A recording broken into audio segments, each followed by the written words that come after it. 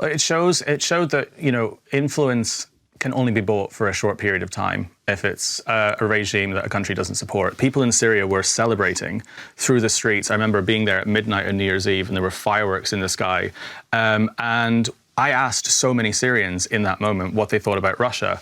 And they were like, there are no Russians here left. We would be chasing them out of the city. Russians were persona non grata in that city. The hotel that I was staying in, which was the Four Seasons, it wasn't actually the real Four Seasons, because the Four Seasons stopped trading there 10 years ago, but they still used all the same branding and they tried to keep it on, pretending to be the Four Seasons. But the manager said it was really weird because within days, this hotel was always full of Russians and all the staff spoke Russian. And as soon as Assad fled, it was French, it was German reporters, it was British people, it was Americans, and it was the rest of the world.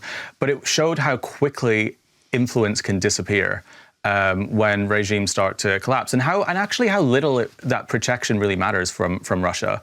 It shows that Putin's promises actually to other dictators aren't worth what they're written on paper, because so many of the promises that he's given Assad for weapons, for protection, for legitimacy collapsed. So it weakens that promise that he can give to future dictators. But it was also, Russia put out a lot of propaganda back then as well, saying that Syria would collapse within a few months because it's not possible to have a country not backed by Russia, right? It'd be impossible. It's bizarre.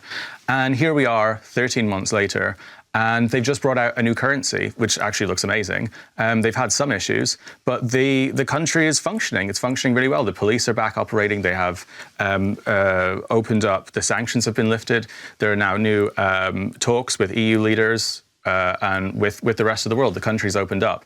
And it's proof that a country can survive and thrive after dictatorship and after Russian influence. It's a huge success story in a lot of ways. It's the least bloodiest regime change in the Middle East in probably hundreds of years. And that's least bloodiest, you mean Syria? Mm-hmm.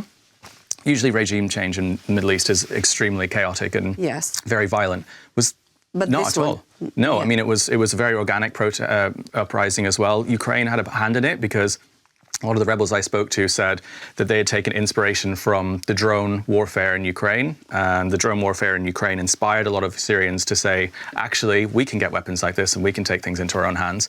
And some of the drone operators actually sent drones, some people I know in this country, to Syria to help them, which is pretty cool.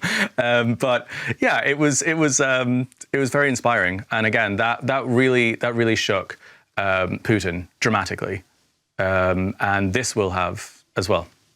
This one will have as well, but what is your answer to those who are constantly saying that Putin will gain from the situation that happened in Venezuela because American president somehow is copying the behavior of Russian dictator? I would say, what is Putin going to gain from that? I've had someone ask me this the other day. They said, Putin's going to see what Trump did and he's going to invade Ukraine. And he's going to get an idea and say, you know what, maybe I should try and assassinate Zelensky. Maybe we should try and abduct Zelensky. Well, they tried that 4 years ago and it didn't work. The only thing stopping Russia taking out Zelensky and taking Ukraine are the defenders of Ukraine, of which hundreds of thousands have given their lives to protect this country. It's not Putin waiting for permission from America or Putin needing a moment to feel emboldened to suddenly wake up one morning and think, you know what, I watched Trump's operation. I think we should do that. They tried it, they can't. So that falls apart straight away. There's a lot of people saying it, but they've actually tried it 4 times. Yeah, it makes a lot of sense. You're right. Yeah, and also there's a lot of people saying Trump had a secret deal with Putin where he said, you know what, I'm going to take Venezuela and you can take Ukraine, and we'll have like a bit of a secret deal. We get the Western Hemisphere and you get the other hemisphere.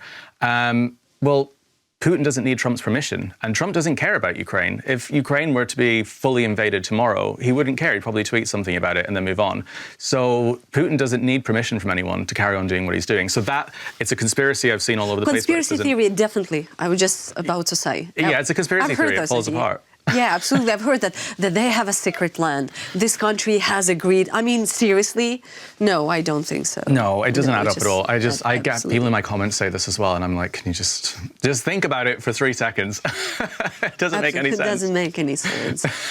Let's shift from all this international policy a bit to occupied Ukrainian territories.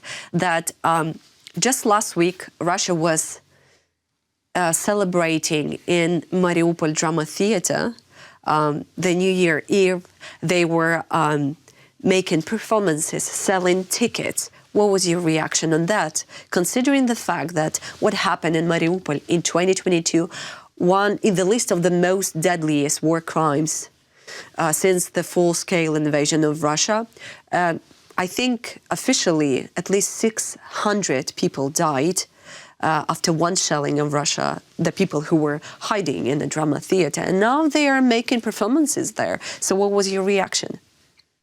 It doesn't surprise me that Russians started this year dancing on the graves of Ukrainians like that. Right. And it's also very telling. Russia, a country that can't afford flushing toilets for most of its rural population, has the time and money to rebuild a drama theatre. The point wasn't to rebuild a drama theatre, it was to cover up their crimes. That's why they spent that money, and that's why they put on a party.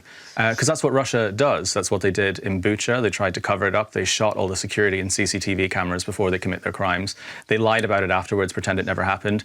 It's what they did in Izium. And I was in Izium just after they pulled the bodies out of the ground in the mass graves of that temporarily occupied area, in the forests. And this is what Russia does in every single country that it enters, whether it's Georgia, whether it was Chechnya, and now in Ukraine, is cover up their crimes. And they don't just cover them up, they dance on their crimes. Every single person in that theater got ready and dressed up in tuxedos and dresses and put makeup on and went to that event and still posted videos boasting about attending.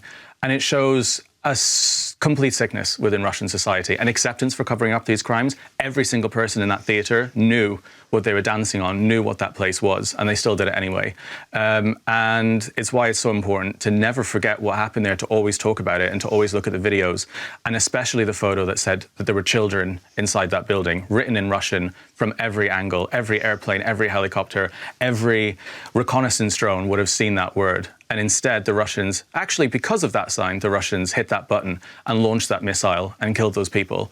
And just 2 weeks ago, there were more mass graves, photos of mass graves found in Mariupol. There were portable incinerators in Mariupol. And we'll never know how many tens, if not hundreds of thousands of people were disappeared in that city. Because Russians are very good, I've always said, at a few things. One is terrorism, and two are lies. Terrorizing and lying about it and saying it never happened. The reason Russians rebuilt that theater is the same reasons that the Nazis built gas chambers in Auschwitz, to cover up their crimes, to burn the bodies, so no one could find out what happened.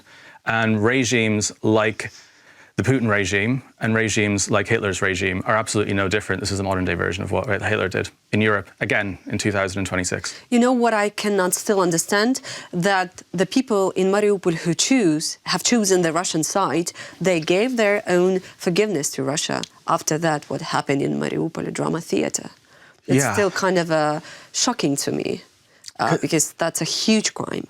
Yeah, and I guess there are two types of people, right? There are the people that kept their heads down, the Ukrainians that knew if they said anything or didn't go along with the new Russian system, they'd be killed or their family would be killed.